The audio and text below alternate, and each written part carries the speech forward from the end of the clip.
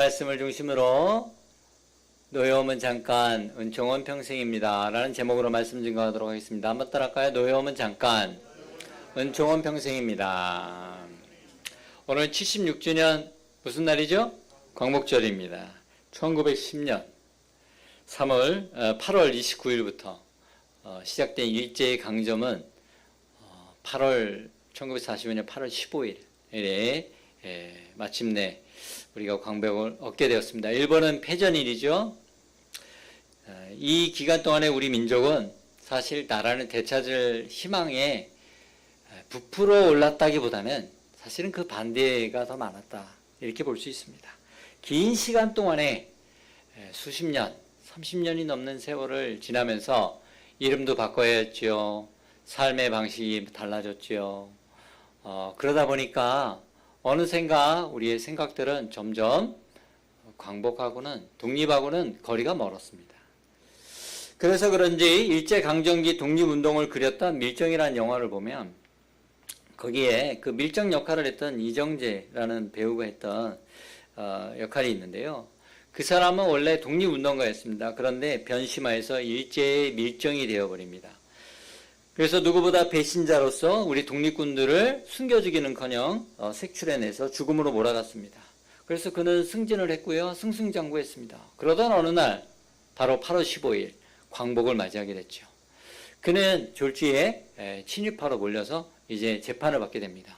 그런데 그는 자신은 애국자였다라고 변론을 하면서 교묘하게 그 재판을 무죄 판결을 받게 되고 무혐의 처리를 받게 됩니다.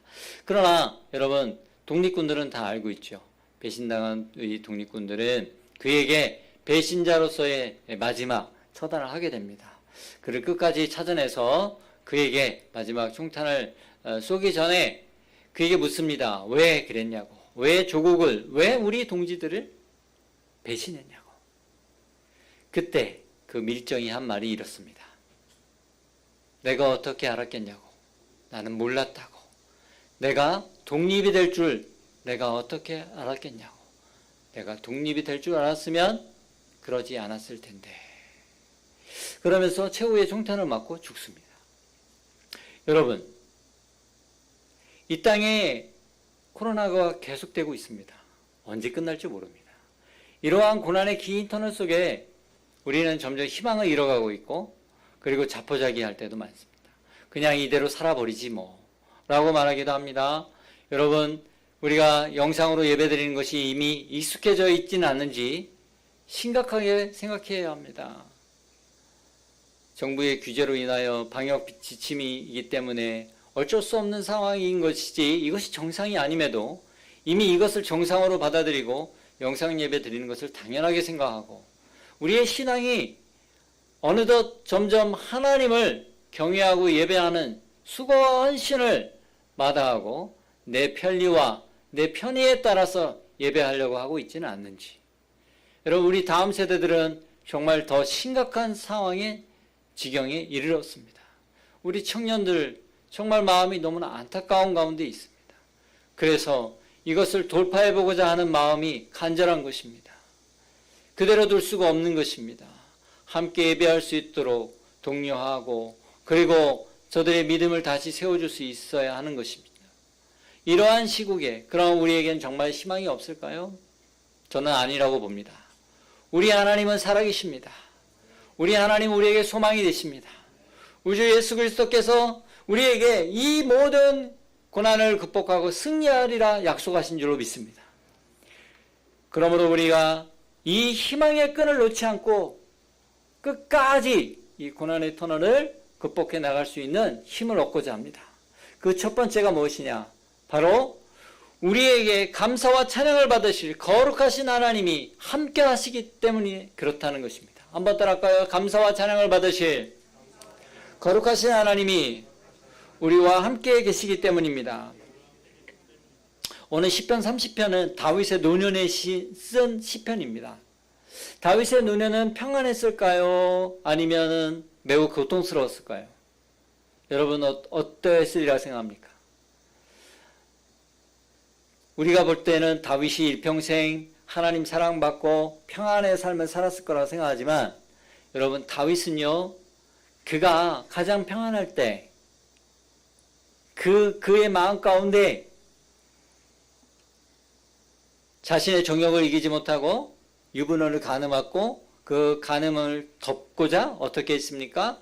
자신의 충복을 죽음으로 몰아내어서 살인의 죄까지 저질렀습니다. 극악한 죄입니다.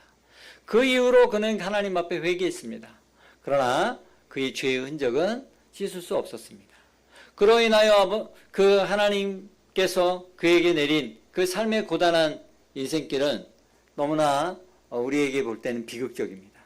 자식들이 서로 비록 이복 형제들이었지만 서로 죽고 죽이는 왕자의 난이 일어났고 그의 아들 압살롬은 아버지 왕위를 찬탈하고 배신했습니다. 쫓겨가야 했습니다. 그리고 다시 그의 다윗의 부하 장군에 의해서 사랑하는 아들 압살롬을 잃게 되었습니다.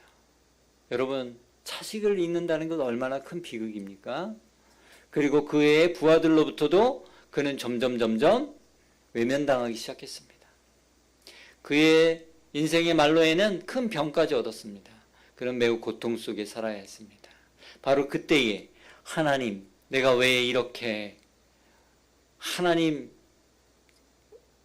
말씀대로 살다가 이러한 비참한 최후를 맞이해야 합니까? 그는 절망 가운데 빠져 있을 때에 그는 다시 기억해냈습니다. 내가 여기까지 온 것이 나의 힘이었는가? 아니지. 내가 아무 이름 없는 그러한 목동에서 이 하나님의 나라에 이스라엘의 왕이 될 수 있었던 것은 전적인 하나님의 은혜가 아니었던가? 하나님, 제가 교만했습니다. 하나님, 나를 고쳐주십시오. 나를 하나님 회복시켜 주옵소서. 그렇게 기도했을 때 하나님은 그를 고쳐주셨다고 오늘 성경은 말씀하고 있습니다. 시편 30편 2절입니다. 여호와 내 하나님이 내가 주께 부르짖으며 나를 고치셨나이다. 하나님이여 내가 주께 부르짖습니다. 그때 하나님은 그의 병을 고쳐주시고 그의 교만을 고쳐주신 줄로 믿습니다. 그리고 그는 이렇게 고백합니다. 4절 주의 성도들아 여호와를 찬송하며 그의 거룩함을 기억하며 감사하라. 여러분 다윗 신앙의 가장 장점 우리가 본받아야 할 것이 바로 이것입니다. 그는 청년의 시기 때부터 크고 작은 많은 환난과 어려움에 영적 침체에 그러한 시간들이 있었습니다만은 그럴 때마다 하나님의 구원하심을 구했고 그리고 하나님 앞에 감사 찬양하며 그 모든 어려움들을 이겨냈다는 사실입니다. 그렇기 때문에 그가 마지막에 그의 노년이 비참한 최후가 아닌 하나님의 사랑의 품 안에서 최후를 맞이할 수 있었던 것입니다. 그런데 여기서 한 가지 오늘 4절 말씀을 가만히 들여다보면 다윗의 감사가 좀 이상합니다. 왜냐하면 그를 그 왕위로 세워주신 하나님 그리고 자신의 병을 고쳐주신 하나님 그 능력의 하나님께 감사하라고 하지 아니하고 하나님의 거룩하심을 기억하여 감사하라고 되어 있습니다. 왜 다윗은 하나님의 거룩함을 기억하여 감사하라고 했을까요? 거룩함이 무엇이길래? 여러분 거룩하다는 말은 코데시 히브리어로 구별하다, 분리하다 이런 뜻입니다. 다시 말하면 여러분 이 말씀은 우리가 죄악 가운데 아담과 하와의 범죄로 인하여 영원히 죽어야 하는 그 죄악에서 우리를 건져내어 구별하여 하나님의 자녀로 하나님의 백성으로 삼아주신 은혜가 있음을 기억하라는 말입니다. 그래서 우리는 거룩할 수 없는 존재인데 하나님의 절대적인 은혜로 말미암아 우리는 거룩함을 얻게 되었다는 것이죠. 그래서 단지 병이 낫고 내 형편이 좀 나아진 것보다 더 근본적인 감사의 이유는 죄와 사망으로부터 나를 건져주시어 생명의 성령의 법 아래로 나를 구별하여 구원하신 그 하나님, 그 거룩하신 하나님께 감사해야 한다는 것입니다. 그럴 때 우리는 죄와 싸워 이길 능력을 얻게 되는 것입니다. 죄를 두려워하고 죄를 무서워하고 죄를 우리는 그 무엇보다도 경계하게 되는 것입니다. 죄와 싸우고자 하는 것이죠. 여러분 코로나 속에서도 죄와 타협하는 많은 사람들이 있습니다. 신앙생활을 적당히 하려고 하는 사람들이 늘어나고 있습니다. 이럴 때일수록 우리는 죄와 싸워야 합니다.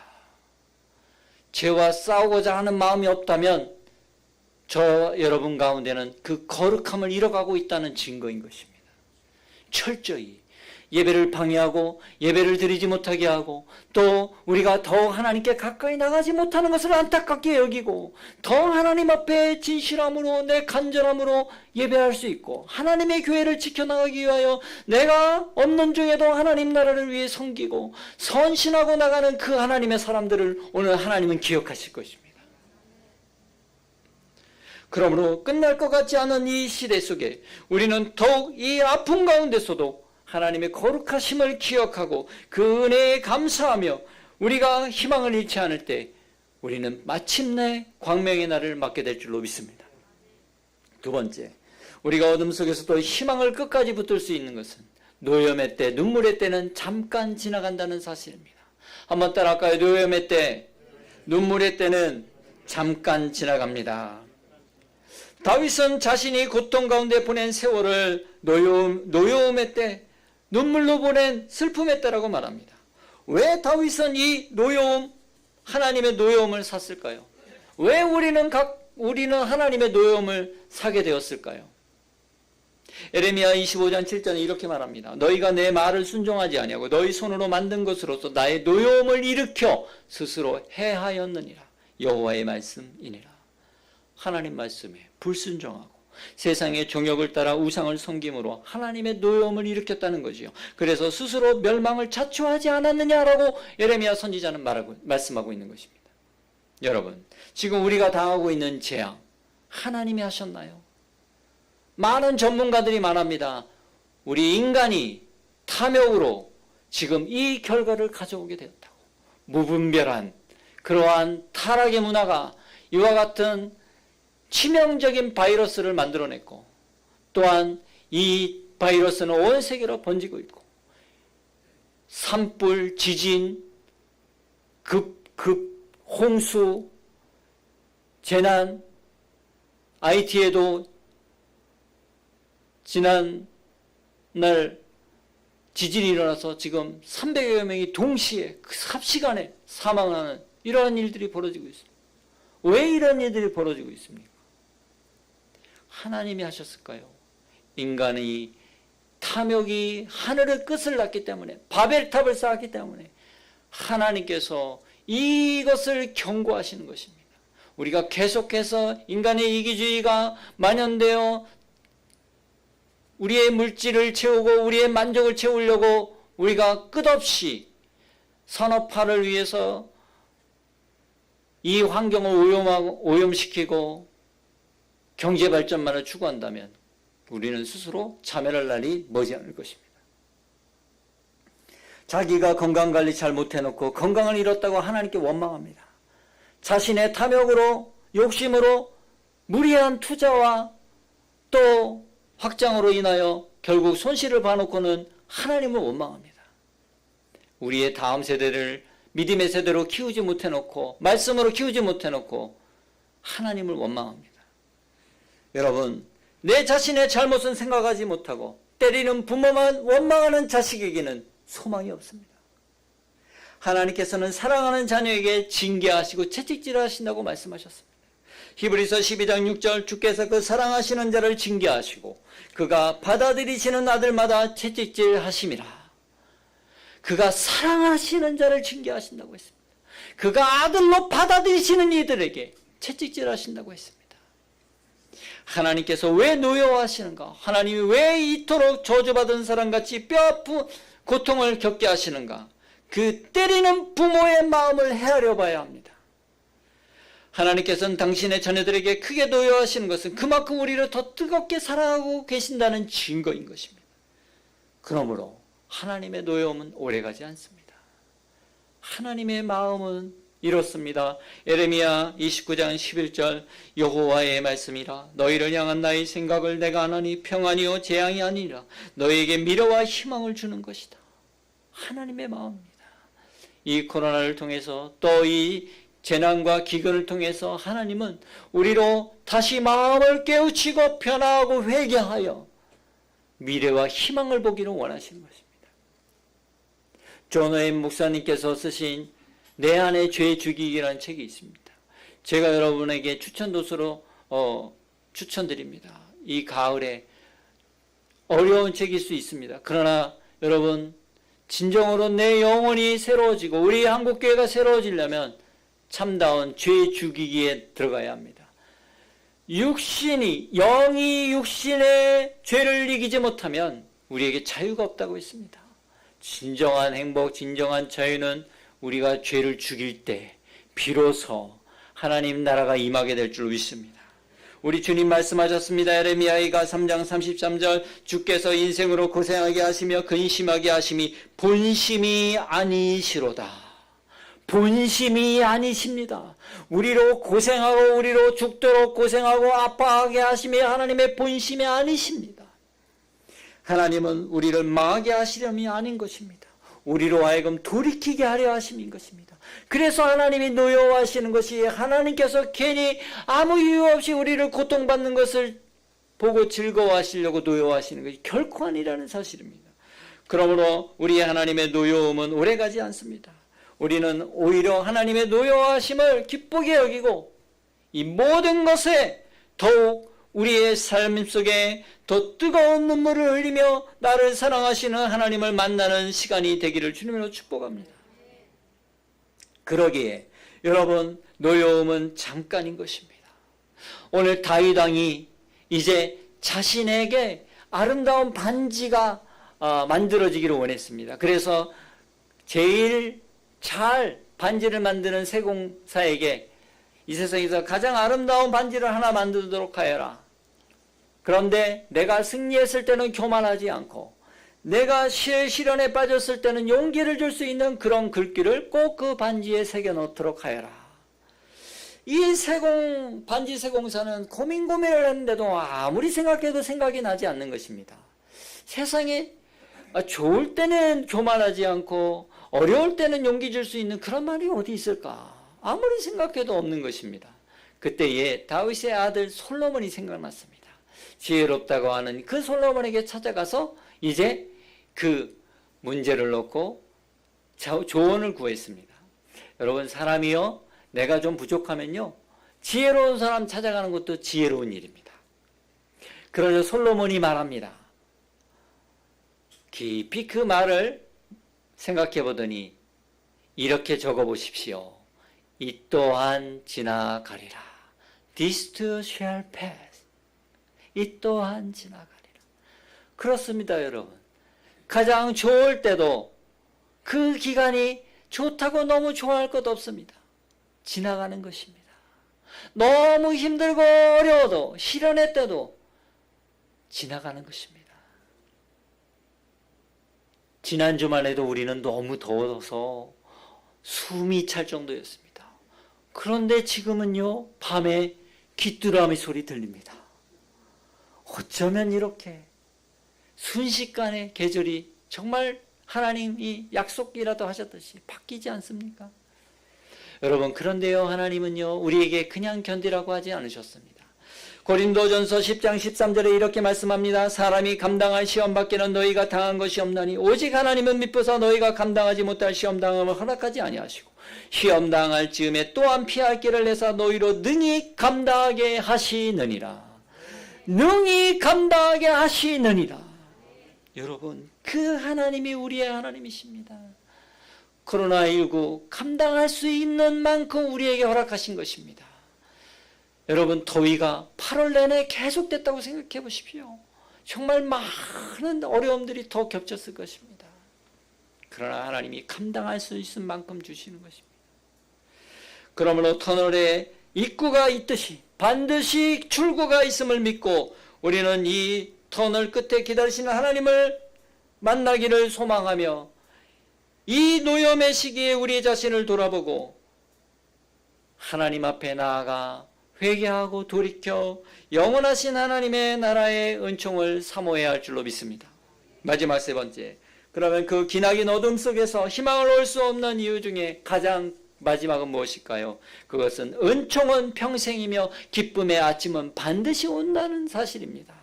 한번 따라합시다. 은총은 평생이며 기쁨의 아침은 반드시 내게 옵니다. 자, 5절 다 같이 읽어봅니다. 시작. 그의 노여움은 잠깐이요 그의 은총은 평생이로다. 저녁에는 울음이 깃들일지라도 아침에는 기쁨이 오리로다. 할렐루야. 아침에는 기쁨이 오는 것입니다.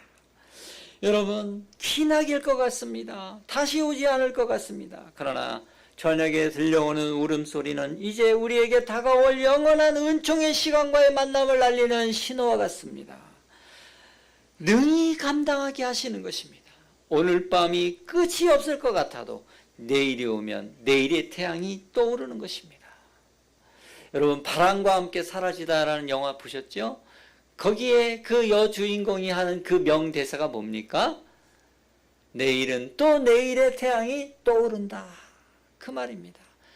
아마 이 성경 말씀 보고 알았던 것 같습니다. 그렇습니다, 여러분. 반드시 하나님의 자녀가 가져야 할 참된 희망은 내일의 아침을, 기쁨의 아침을, 영원한 평강을 주신 하나님을, 그 약속을 믿어야 하는 것입니다. 그것이 우리에게 있어서 참된 희망의 메시지인 줄 믿습니다. 십자가에서 죽으신 예수 그리스도의 죽음이 가져온 절망, 그러나 그 어두움은 그 누구도 막을 수 없을 줄 알았습니다. 그런데 하나님의 약속대로 예수님께서는 사흘 만에 그 무덤의 어두움을 깨뜨리시고 죽음의 무덤을 깨뜨리시고 새벽빛같이 부활의 생명으로 우리에게 아침에와 같이 살아나신 줄로 믿습니다. 그 누가 이 아침에를 막을 수 있습니까? 그 인간의 힘으로도 마귀 사단의 어떠한 공격에도 이 밝아오는 희망의 빛은, 예수의 빛은 막을 자가 없는 줄 믿습니다. 오늘 광복절입니다. 여러분, 우리나라가 독립한 날입니다. 그러면 여러분 독립기념일이라고 해야 되지 않겠습니까? 미국도 독립기념일이 있습니다. 7월 4일 인디펜던스 데이라고 합니다.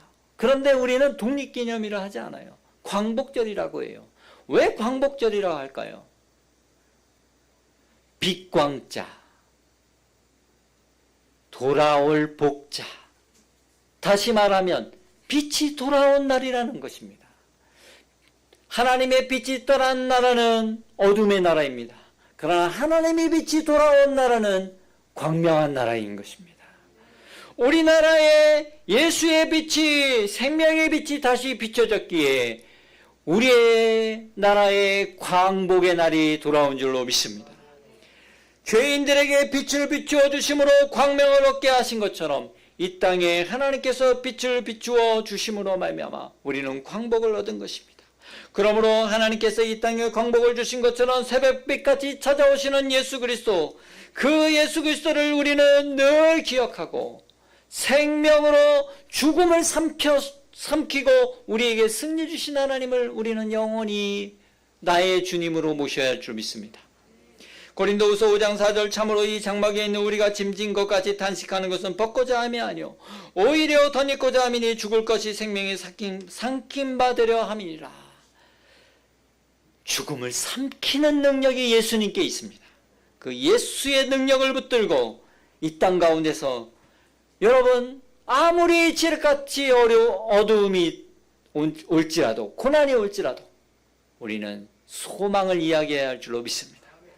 로마서 8장 18절 생각하건대 현재의 고난은 장차 우리에게 나타날 영광과 비교할 수 없도다. 그렇습니다. 영원하신 예수 그리스도가 내 안에 들어오시면, 그 빛이 들어오시면 그 빛은 영원한 은총으로 우리에게 비춰질 것입니다. 100년을 살겠습니까? 120년을 살겠습니까? 우리 하나님의 영원한 시간 속에 내 인생의 시간은 한 점보다도 더 짧은 시간입니다. 그 영원한 하나님의 은총이 약속되어 있는 하나님의 사람들은 이 잠깐의 노여움의 시기 얼마든지 이겨낼 수 있습니다. 그러므로 고난당했다고, 시련당했다고 낙심하고 포기하지 말고 더 영원하신 하나님의 은총을 바라보며 주께 더 나가시기를 주님으로 축복합니다. 하나님의 노여하심이 어디에 있는지를 자신을 돌이켜보고 낙담하지 말고 더 하나님 앞에 가까이 죄와 싸워 승리하여 하나님의 거룩한 백성으로 하나님만을 의지하는 믿음의 성도들이 되시기를 주님으로 축원합니다. 축원합니다. 기도하겠습니다. 영원한 빛이 되신 하나님, 기쁨의 빛이 되시는 하나님, 소망의 빛이 되신 예수님, 그 기쁨의 아침은, 그 하나님의 은총은 영원합니다. 다시 우리에게 비춰질 것입니다. 그 소망의 주님을 붙들고 나가는 믿음의 권속들 되게 하여 주옵소서.